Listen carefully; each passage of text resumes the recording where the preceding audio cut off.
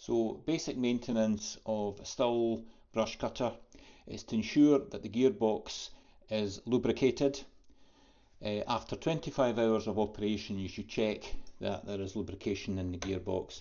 You unscrew the plug washer, and if there's no grease in the head of it, then you need to add some grease. Now the grease to use is the Stihl Super Lube FS.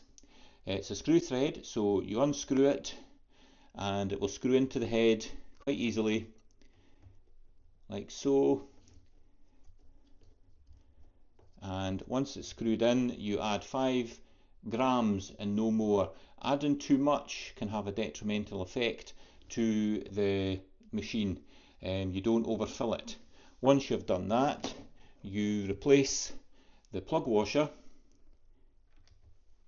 and you secure it down firmly as you would normally. And a wee turn of the head can often get the grease to work round. But as I say, after every 25 hours of operation, you should check your gearbox lubrication.